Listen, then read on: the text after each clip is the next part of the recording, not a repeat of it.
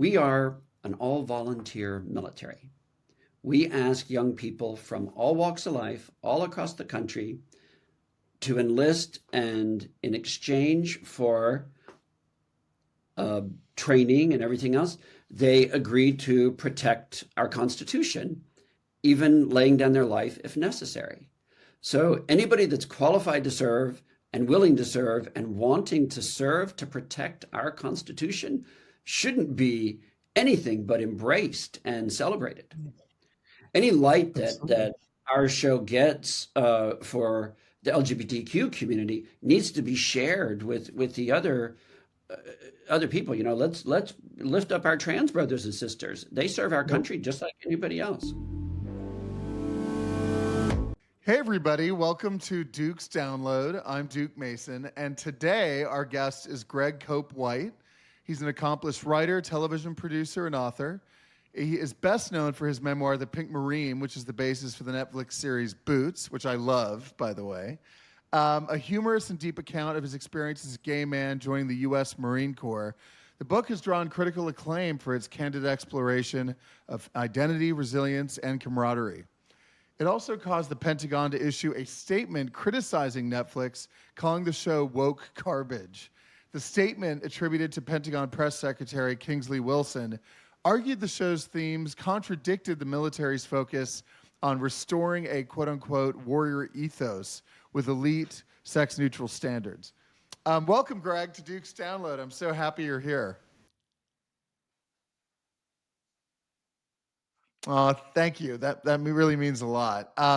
We've been Facebook friends for a long time, I believe, but the way that we actually met in person is so funny because, like, a few months ago, I was sitting at lunch at this place here in WeHo, and you came up to me, and I recognized you immediately because, like I said, we've been connected on social media.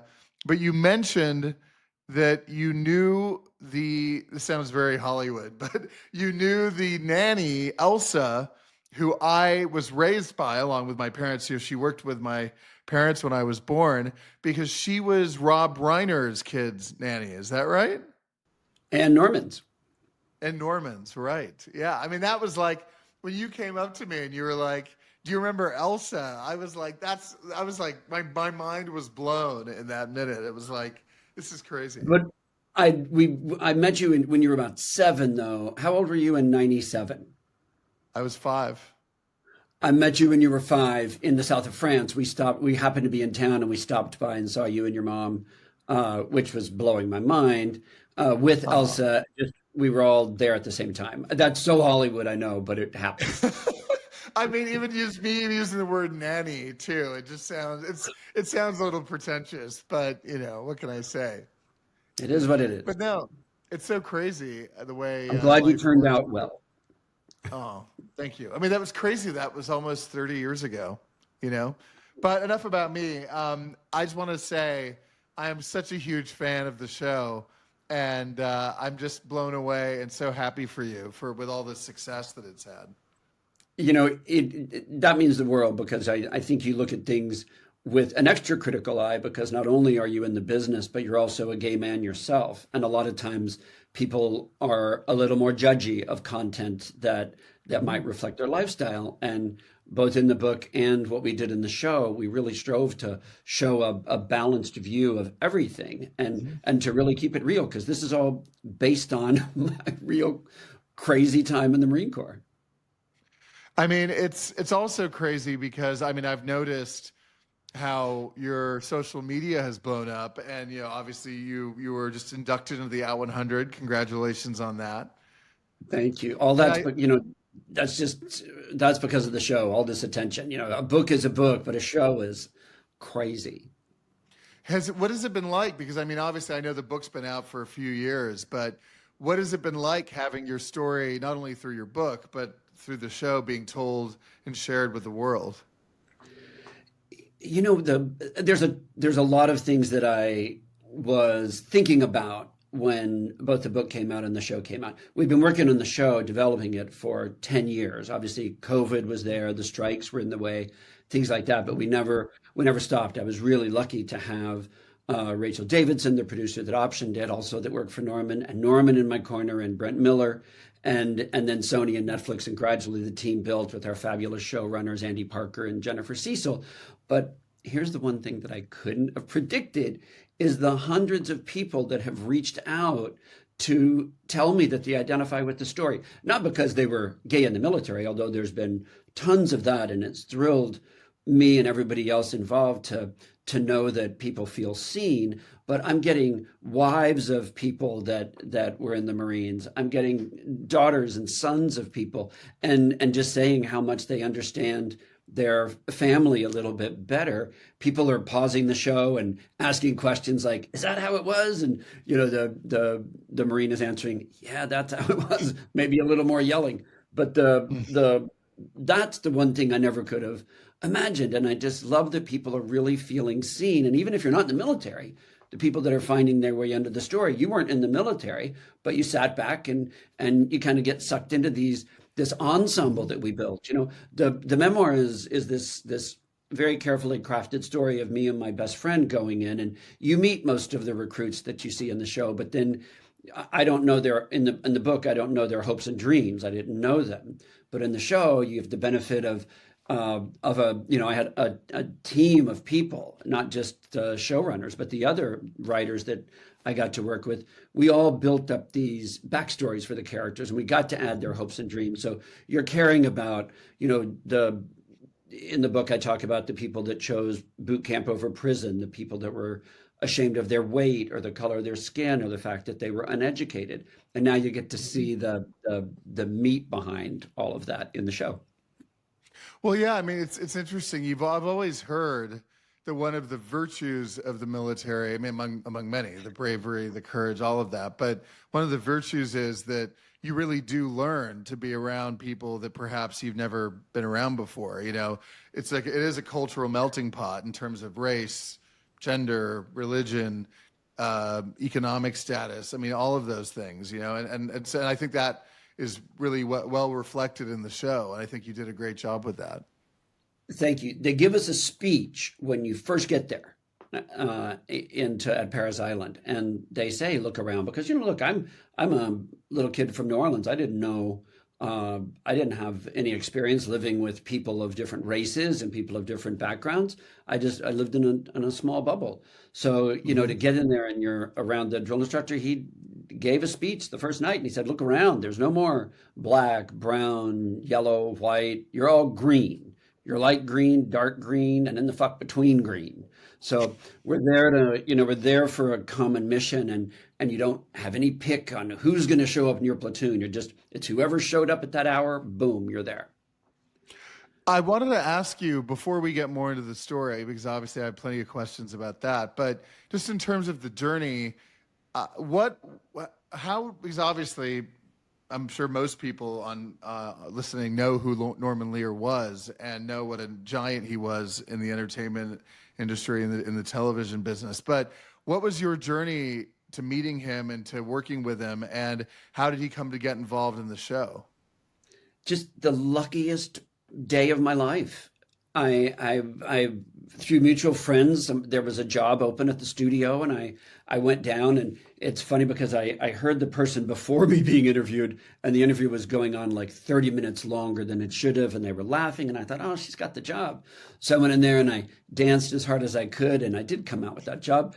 But in that interview, they said, "Look, we know you want to be a writer, but do us a favor and don't show Norman a script for a year and pay your dues." And I thought, I'll do that for 10 years. This is Norman Lear. I was such a fan. I'd grown up watching, not just All in the Family, but my favorite was Mary Hartman, which was a sitcom on 5 nights a week, unbelievably unprecedented. And he was showing characters, gay characters and trans characters and bisexual characters, people that I identified with privately, but society had no examples to tell me that was okay, except Norman Lear shows and books in the library. So when I got the job for him, and I agreed totally, I won't show him a script. The day that I started, he came up to my desk and introduced himself, and he said, I hear you're a writer. And I thought, wow, is it okay to answer that question? And I told him I was, and he said, have something on my desk the next day. And then as we got to know each other and he loved it, thank goodness. And I ended up writing on two of his other shows. Boots is my third Norman Lear show. I can't believe I get to say Wow. all those words. Mhm. But this sounds so corny, but the Marines made it all possible. They gave me confidence that I never had. They gave me stories. And Norman was a World War II combat veteran and Mhm. quite decorated. And he was very close to his military past and so proud of the country, just like I am. So we bonded over that, and he called me Sergeant around the office. And another producer heard him calling me Sergeant, and they said, "Oh, it's like calling a big guy tiny." And that's Rachel Davidson.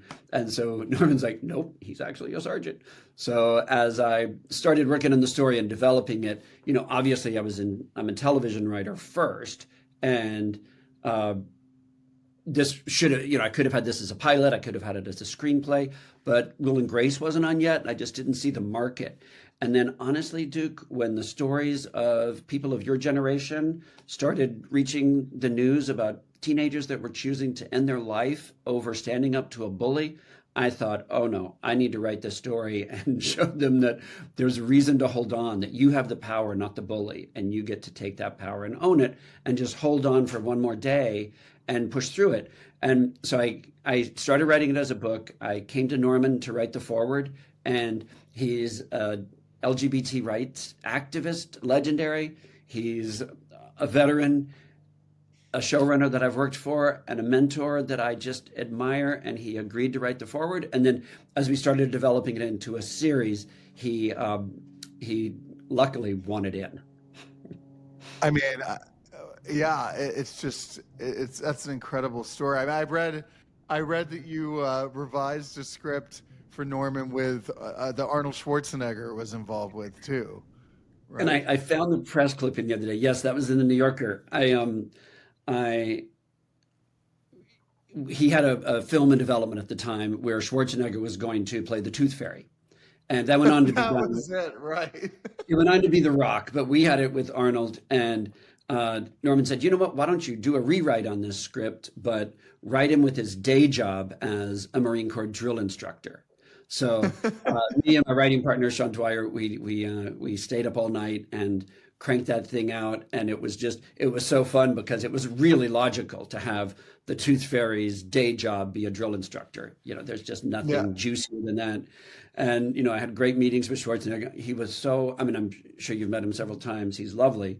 And we went to a production meeting, and he walking around meeting everybody, and he just stops and he goes, "You the writer, right?" I said, "Yes, sir." And he said, "How come the writer always looks like the writer?" I mean, one of many incredible stories and experiences I'm sure you had during that period. But Well, yeah, I mean, just epic. it's not dissimilar. It's totally different than the way you grew up, but you got to meet and interact with people that you probably never dreamed you would meet and interact with. Your grandfather was not just a fine actor, he also was a legend. And and your mom changed the culture of music. She did things that no girl band had ever done before. That No, opens no, it's doors. true. I really feel incredibly blessed, and also, I try, hence this podcast, to try to, even in a very small way, try to. It sounds so cliche, but to give back or use whatever little bit of visibility I might have to try and make a difference, especially given the times we're living in. Um, You but have to you We know, have to live out loud purposely because there's a lot of people around the world that aren't safe to live out loud. and even within this country, even. Yeah. But you mentioned this before, but I noticed, I guess maybe just perusing Instagram and looking at your page, looking at some of the other actors, that it actually took a couple of years to shoot the show, and it's been like what, almost a year since from between the shooting of the show and then the release of the show. Yes, we sold this project in 2020. And Wow. then we were in the writer's room by 2021, then in production by 2023. the years are a blur. We started filming and then we were shut down by the writer's strike Right. and then the Screen Actors Guild strike. And then luckily Netflix believed in this little engine that could so much that they brought us back after to finish. And yes, we finished last September. I'm so happy for the boys and Anna too that they all get to now talk about it because I've been living with this story, for 45 years, but they are just as excited about it. And I want them to get all the flowers because they all worked their butts off in New Orleans filming it. It's the reason it looks realistic is because it is as realistic as it gets. Not just me in the writer's room, two other Marines in the writer's room, Megan and Wow. Nick, fantastic writers. And then on set, we had three former Marine, well, once a Marine, always a Marine, three Marines as our military advisors. They weren't Army, they weren't Navy, they weren't Air Force.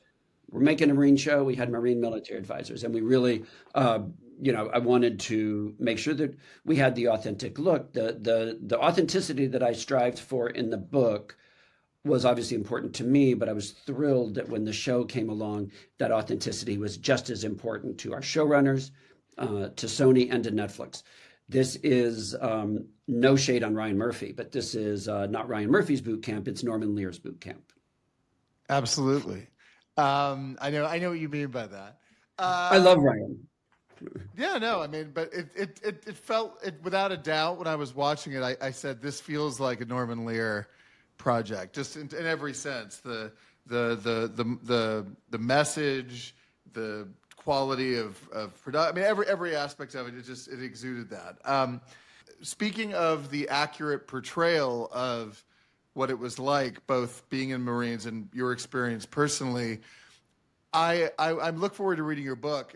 But I was curious, as I was watching it, I was thinking this the whole time, like how much of your personal experience did the show reflect in terms of the reason you enlisted, in terms of just in general what really happened with the platoon and during that particular period between when you enlisted and how long in the show is would you say approximately is it from the moment you arrive to when you complete your first what is the phrase that they use the exercise, the 2 or 3 day The ordeal they Crucible. put you Yes, through? yes. The It was, Crucible, exactly. we moved the timeline up to 1990. I was in the 80s, but we moved it up a few years so that we could take advantage of, as you know, the show ends at a certain exciting moment that's going to hopefully get us a season two. And then we also Don't Ask, Don't Tell was in 94. So Right. we shoved it up to possibly, take advantage of those huge developments in our society. But Hmm. yes, that's exactly how it happened. You'll see in the book, you'll see in the show. I just thought it was summer camp. My best friend was going, and he said he was going to Paris Island for the summer and gonna go to Marine Corps boot camp. And I heard summer camp and said, I'll go with you. We were more concerned that I couldn't keep up physically. I was too thin. I'd never run a mile. Neither of us ever said it's illegal to be gay in the military until we got down to the recruiting office. So to have that, we were like, wait, what? That's messed up. So I snuck in, and just like Cameron Cope in the show, Recruit Cope snuck into and had to lie and hide and cheat every day to get through. Especially, it became really important to me, and you'll see it in the show, and you'll read it in the book. It was very important to me to not be found out because for the first time in my life, I was being told I was good at something, and I didn't want to lose it. I didn't want to let my best friend down. And you have to remember, whether you're reading the book or watching the show, it was equally as dangerous for my best friend. He was keeping my secret. He could have been kicked out and ended his career too because he was complacent. There's so much good stuff that's in the show that's in the book. A lot of times we might borrow from one of my stories and farm it out to another character just because it's not a biopic of Greg Cope. It's a show. And I think Hmm. one thing that I loved about the process was having the ability to show these hopes and dreams of the ensemble as well. You'll see many of them in the book, and I know people like to pick apart and say, "Oh, what really happened, and what was this, and who is this character, and who's that?" But it's pretty clear who's who, but it's also we leave it up to the imagination, and there's so many great new characters. We had a lot of fun with Captain Fajardo, with Santos, and we gave John Bowman, who was so important in my story and in the book and in the show, we gave him a twin brother because that just gave so much extra conflict there. I thought the characters were wonderfully crafted and multidimensional, and I thought it was just impeccably crafted and written. You mentioned How about the casting? And the casting. Well, yeah, both on a visual level and just in terms of, I mean, the actors were just fantastic, and there were a bunch of different moments where I laughed out loud, where I teared up. It was just magnificently done. So they did a great job on the casting. Really great job. Yeah, I'm so proud of the guys. They have worked so hard. And, Max Parker, especially, he's over in England, and Kieran Moore, they're feeling a little distanced because they're over there. And I'm so happy that they're getting so much attention. Yeah, no, and I've purposely gone, and I follow a few of them now, but I see, like, as they're not to, it sounds, I don't mean like, their follower count, but I just mean you can see, and same with you. It's just so cool witnessing sort of the rise, and the attention that it's getting, and it's getting bigger and bigger too. It hasn't stopped. I see no reason to stop. No, absolutely not. You mentioned this, but I thought it was an interesting choice that the show moved the date from the year that you actually enlisted, which was 1979, up to 1990. And I mean, I'm acutely aware of the timeline because, I came out before Don't Ask, Don't Tell was repealed. And I remember when it was repealed and what a big deal it was. So I thought that was an interesting choice because you actually enlisted before Don't Ask, Don't Tell was even a thing, which was, Don't Ask, Don't Tell was bad enough. For those of listening who don't know, it was the policy that gay people could technically serve in the military as long as they weren't open about it. But back when you enlisted, gay people were actually not even allowed to serve at any capacity, or whether they were out or not. It was illegal, punishable by jail time and a court martial. See, I didn't realize until that it was actually a criminal offense, like to enlist, knowing and to enlist and then engage in homosexual conduct. I didn't realize it was actually something that you could be, criminally liable for. And the biggest fear, of course, because if you're found out, you're right in the middle of maybe a room full of Marines. The biggest fear is that you're going to get the crap beat out of you, but that's just not the case. I can't tell you how wonderfully accepting my fellow Marines were once I was out in the fleet, and I could, I had to keep my secret for almost everybody, but I did.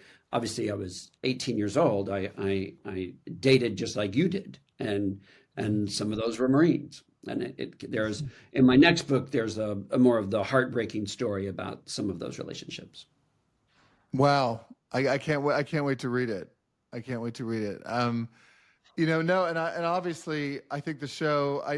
Part of why I brought up the timeline was because it's interesting that it came out right at this particular moment, given what's happening both just in our politics and our culture generally, but specifically with the military.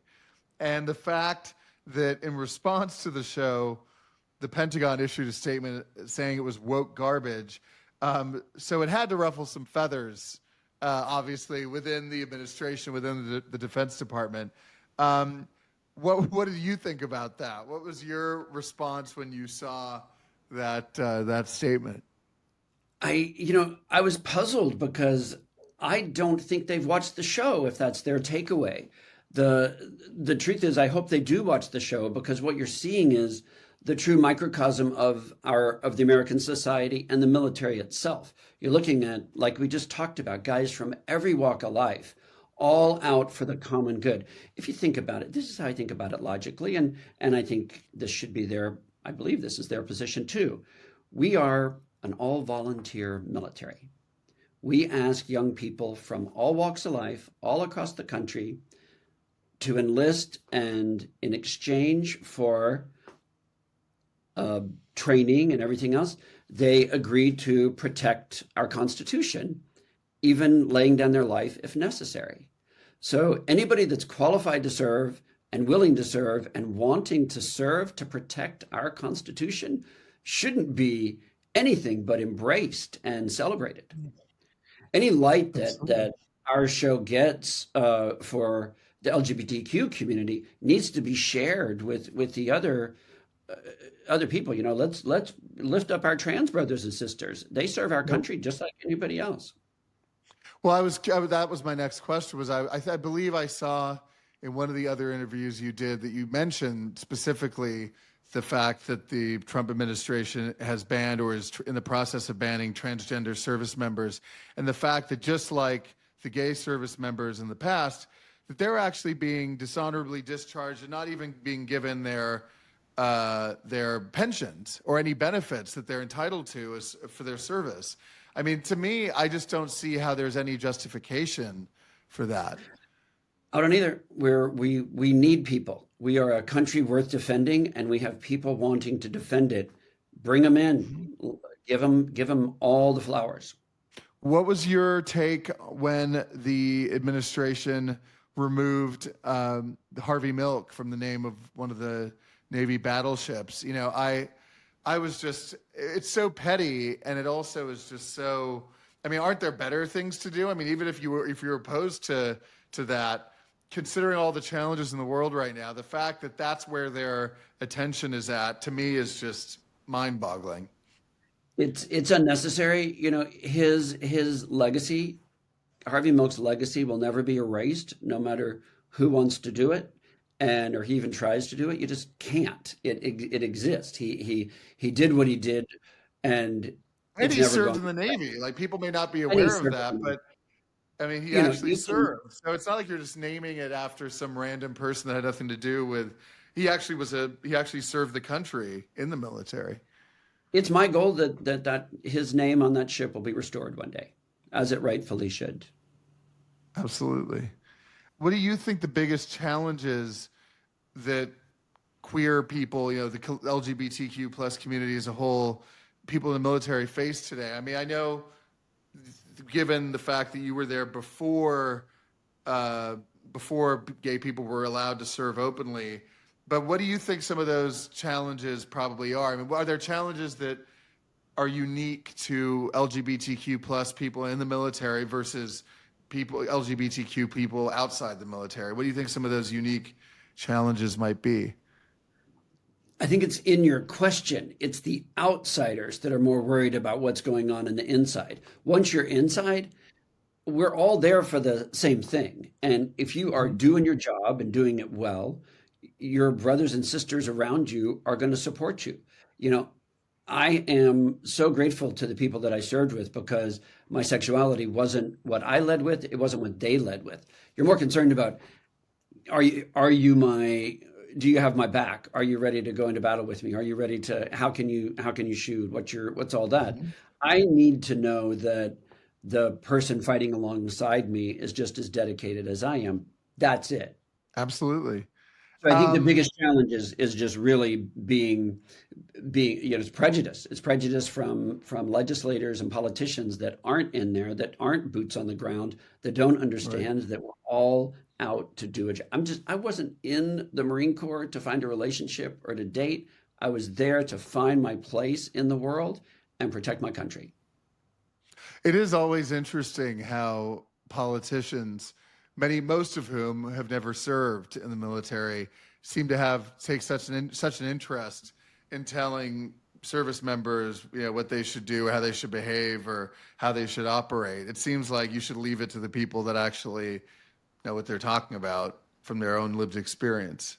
You know? It is, and one of the reasons that I all of this that we're talking about is so important, and I love the questions and the conversation that this is causing.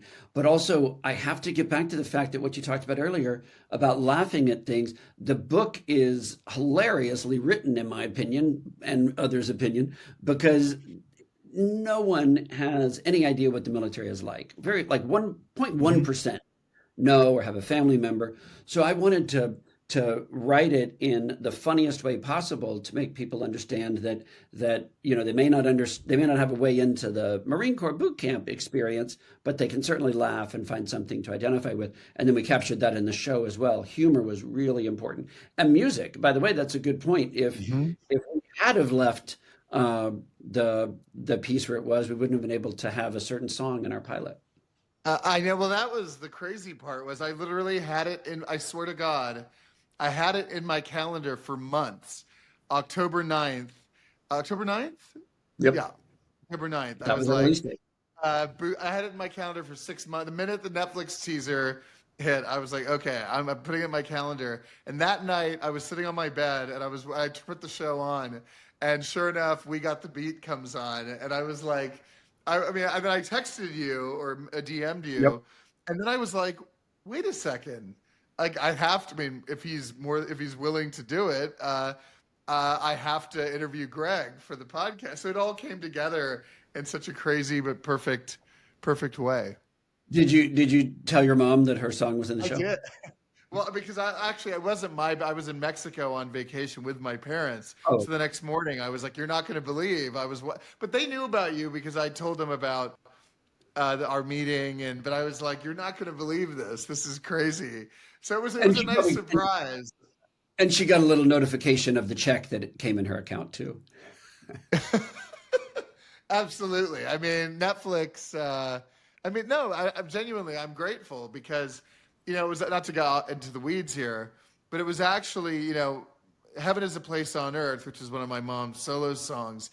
That song got a gigantic sort of renaissance because of a Netflix show, because of Black Mirror when it Yeah. was on there like 9 years ago.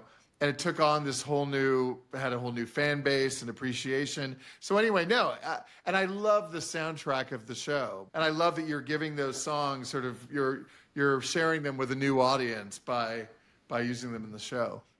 That was what was so wonderful. Andy Parker, that the showrunner that created the show, he really wanted to make sure and put a musical stamp on it, and he very Hmm. carefully selected. We all went through everything, and he has the final word.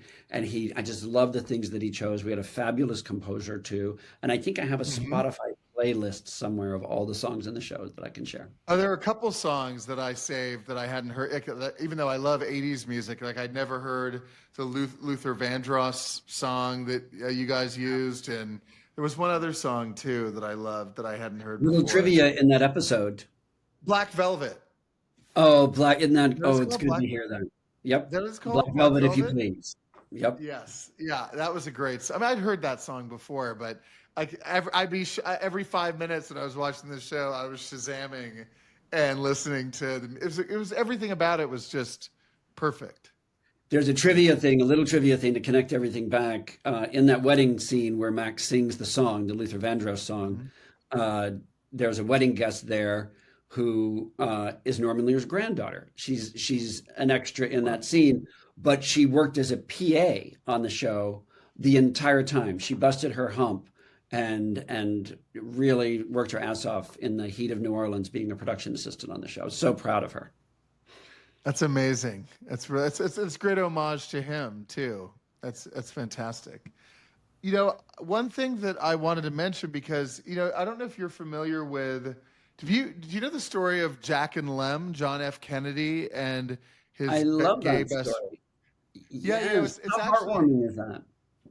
it's an amazing story, and it's actually not to make this about me, but it's actually a story that there was a book that came out about it back in 2007 called Jack and Lem, and literally for the last 13 years. There was a period where we lost the option and then we got it back. But for the last 13 years, I've actually been working on trying to bring that story to the screen, but either on TV or a film. My dad and I worked on it for a long time, and then we lost the option, and now a friend of mine and I are working on it. But the reason I bring it up is as I was watching Boots, I was reminded of that story because I think what's so rare to see represented on television and media in general, but something that actually is really not all that uncommon, are the friendships between straight men and gay men.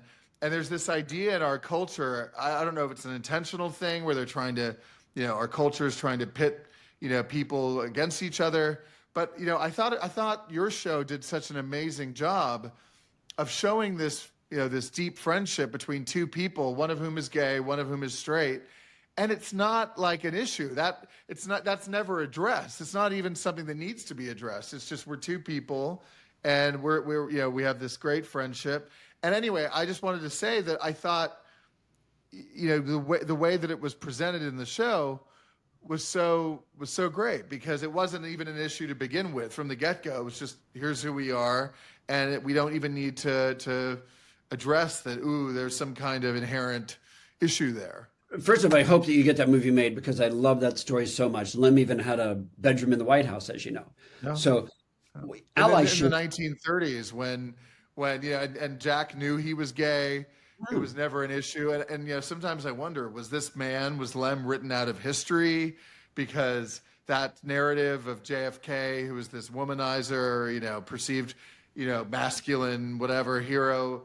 The fact that he had his best friend, his lifelong best friend, was a gay man. I just think it's interesting that whether intentional or not, that story has never been told. And I think that you guys in your show did a pretty good job of exploring that, and the fact that your friend wasn't in any way threatened, or, his sense of masculinity wasn't in any way affected because he had a gay best friend. I just thought that was really refreshing.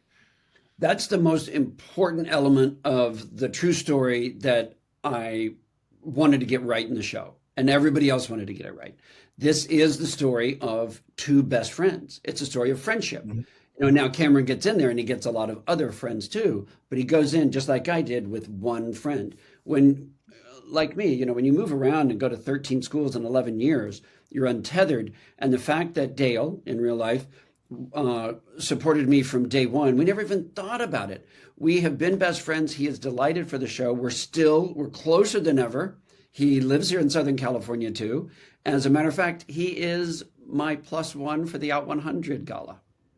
Wow, that's amazing. We either see each other or talk or text every single day. I've probably been on the phone with him 4 times today already. I'm the godfather of his 3 children. We're closer than ever. He's delighted about this. He's so adorable. Wherever he goes, he has pink marine swag on, and he's so proud of it. He's got a trunk load of books. He's a surgeon. And every time anybody talks about the show or the book, he gives them a copy of the book. He is amazing. And that's what I want people to understand is allyship. Be a friend to anybody that you can. There's no reason. Nobody's going to, it's not going to turn you gay. Just, we're all in this together. It's not catching. So I think the idea of it's fabulous, but it's not catching. The idea of someone who has stood by my side, and you know what? I've stood by his side too. He's not a piece of cake himself. So it's amazing to have that in my life. It's something that I never thought. And then to go through this experience together, as you read in the book or see in the show, it is refreshing. And, that's one of the things that attracted Norman to the idea of the book and the show, was to look at 2 best friends, totally different, one straight, one gay, but navigating life's challenges on the same playing field. Mm-hmm. I'm not a teacher and he's a heart surgeon or whatever, and we come together. No, we're both Marines and we're both going through it together. And it's that friendship is a beautiful thing. Absolutely. What do you, without getting into the we can get into the weeds, but I don't want to keep you too long, but out of curiosity, when you did meet Dale, given the times, given the place, which I imagine in general was probably on the more socially conservative side back then anyway, was how did you, if you don't mind me asking, how did the gay thing come up in the first place? Or when you did tell him you were gay, was that a problem, or was that something he had to grapple with, or? Never. It was a combination of him kind of figuring it out and me just never feeling the need to put on anything else. It came, he was a little bit shy and I'm not. And I was Mormon at the time. I was raised Mormon, and I Mm. would invite him to the Mormons constantly have dances and social events to support the community, and I would bring him to things, and I was a bit of a wingman. We went to an all boys school, and so girls were a true luxury. And so when I could, I would introduce him to somebody and connect him, and he appreciated that. And we just hung out. He's really smart. He was a straight A student, valedictorian of his high school, and honor man in boot camp. I should say that we gave that to a different character in the show for a different reason, but Dale really was the honor man in boot camp, and he'd like everybody to know that. Wow. And but it's a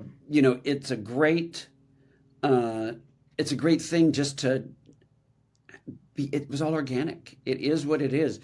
Yes, we had the discussions because he was wondering, was there somebody that I liked? Was there somebody I was interested in? I'd said no enough to where he's like, and I said, yeah, it was just a really casual, easy thing. We've been best friends now for 50, I think 52 Wow. years this year. Yeah. We Incredible. bonded over moving frequently. We met the first day of ninth grade on a school bus. I kept running into him in classes at that school. And then I saw him on the bus and sat down and we started talking, and we've been talking ever since. Wow. No, it's funny because my best friend I've known since I was 8 years old. We've been best friends now for 26 years, and it was. I mean, when I came out, I think it was a little bit of a shock, maybe, but I don't. But to me, the idea of having a close friendship with someone who's straight, it's just But it's so funny how to this day sometimes, like people are shocked. It's like it's something that and it shouldn't be the case because I think it's happening a lot more than the media or our culture would like you to think it is. It's actually whether it's race or religion or sexuality. I think being multicultural and multifaceted and having friendships from different backgrounds, I think it's part of what makes America America in a way, and And and it's yet they try to divide us and say, you can't be friends with somebody who's different than you are, and it's amazing we're still grappling with that kind of stuff. That was a wonderful thing to learn as we were getting ready to make the show. The actor that plays the character based on Dale, a terrific young actor named Liam O. Mhm. Uh, he shared as he's Miles and Liam are getting to know Dale and I more, and we're hanging out a bunch, and they're asking questions and kind of catching our vibe. And Liam said that he also had a best friend that he relied on growing up, but his best friend was gay. So here's Liam, a straight Wow. kid that had done that, that had bonded, and Wow. you had the experience too. It's boys and girls. It's okay to like people that aren't like you. As a matter of Exactly. fact, I mean, if you allyship can save a life. Hmm. Absolutely. Final question for you. I know I've kept you long enough, but what's next? Is there a season two? I mean, Look, I'm like praying, and has it been renewed yet? seeing your enthusiastic face and the fact that you've already watched it all and you're talking about it with your friends and your producers watching it, we were talking about that before. All of that is what it takes. We don't have an answer. We're certainly hoping. We're ready. We end the I have a season. feeling it will be. It'd be hard. I mean, I come hope on. It'd so. be Look, hard for it not to be, considering it's been I in want to the get back in top the 10 top five for 2 weeks straight. So, I think we're number two in the world, which helps. It's crazy hearing from people all over the world in different places. To go from serving in secret to being this out loud is just a wild dance move that I am not ready for. I was not expecting it, but I'm just soaking it up. But the idea of wanting to hear these stories more, I want to get back in the writers' room and keep telling the stories of all those guys that we just fell in love with. We end on a very precarious beat, And I want to see the boys navigate that world. Absolutely. So yes, please keep watching and binging, and the more, social media conversations are an amazing thing that certainly weren't available when I came up in television. So I'm thrilled that people are so passionate, and yeah, the characters are people that we want to keep getting to know. Without a doubt, I'm excited. And yes, without ruining it, it does end on a cliffhanger. So I have no doubt. I'm really on so many levels. Not only am I happy for you and excited your story is getting told, because I think it'll help the world a lot, but also just I can only imagine the joy after such a long journey, both with the book, but then also 5 years of developing the show. I was watching it and thinking, for all the people involved, I can't imagine what a surreal experience it must be to finally, like, when the minute it hit Netflix, it must have been like, this is like years and years of anticipation. So I'm really happy and It really is. really happy. And Miles is, I was just talking to Miles this morning, same thing. We worked on it for so long that it's like, oh, it's really out now. Yeah. He did a great job. Isn't he amazing? He's amazing. And the nuances of his performance and the sensibility. I mean, you can tell he's a really sweet person too. It comes across both in his performance, but also just he exudes.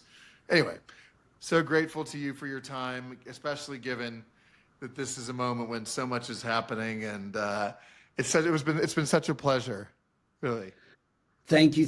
I can't wait to see you in person next. Absolutely. Let's get together soon. Okay. Bye. Bye. Thank you for joining me today on Duke's Download. This podcast is part of Pride House Media, hosted by me, Duke Mason, and produced and edited by Josh Rosenzweig. Original music composed by Nell Balaban. If you enjoyed this episode, please subscribe wherever you listen to podcasts. And while you're there, leave us a rating and review. It really helps others to discover the show. I'd love to stay connected with you, so join the conversation by following me at James Duke Mason on Instagram and X, or by emailing me at questions@dukesdownload.com.